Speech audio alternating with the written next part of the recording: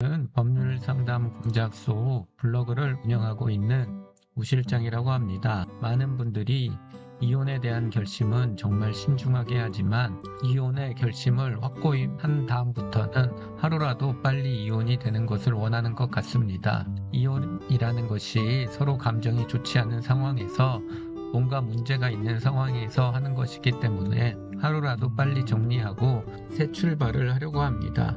그래서 하루라도 빨리 이혼이 되는 방법에 대해서 물어보는 분들이 많은데 그중 어떤 분들은 종종 이혼 조정 신청이 가장 빨리 이혼을 하는 방법이 아니냐고 물어보는 분들이 있습니다. 일단 이혼 조정 신청이 가장 빠른 이혼 방법이 아닌 경우가 많습니다.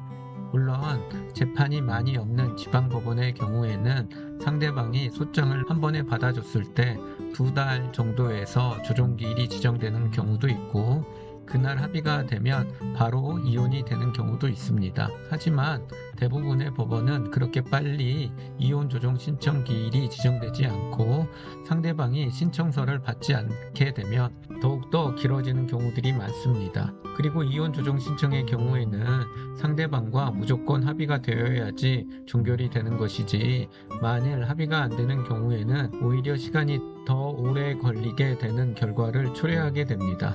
그러하기 때문에 본인이 재판을 하는 관할 법원의 지방 법원이 어디인지 그리고 그곳이 사건이 많은지를 확인을 해봐야 하고 그리고 상대방과 합의가 완벽하게 되었는지를 살펴보고 진행을 해야 합니다. 상대방과 완벽하게 합의가 된 상황에서 오히려 빠르고 안전하게 이혼을 하는 방법은 이혼 소송인 것 같습니다. 일단 이혼 소장을 접수한 후 소장이 상대방에게 발송되어 그것을 피고가 수령을 하게 되면 그때 양 당사자가 합의를 한 합의서를 법원에 제출하면서 화해 공고 결정을 내려달라고 요청하는 것입니다.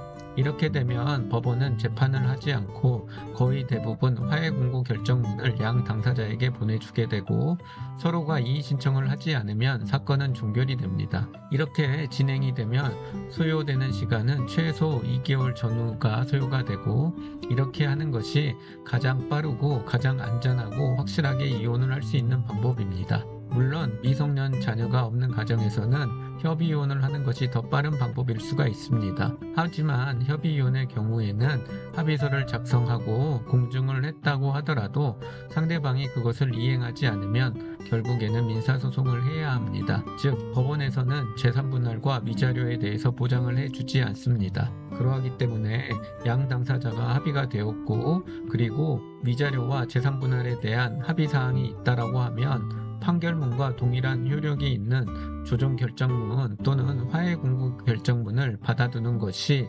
좋습니다. 그러기 위해서는 이혼 소송을 해서 합의서를 제출하거나 또는 이혼 조정 신청이라는 방법을 통해서 하는 것이 협의 이혼보다는 가장 안전하고 오히려 빠른 절차가 될 수가 있다는 점 꼭 참고하시길 바랍니다. 오늘은 가장 빨리 이혼할 수 있는 방법과 안전하게 이혼할 수 있는 방법에 대해서 간략하게 알려드렸습니다. 보다 자세한 것은 법률상담 공작소 블로그를 확인하시거나 저에게 연락을 주시면 언제든지 상담해 드리도록 하겠습니다. 오늘도 저의 영상 시청해 주셔서 고맙습니다. 감사합니다.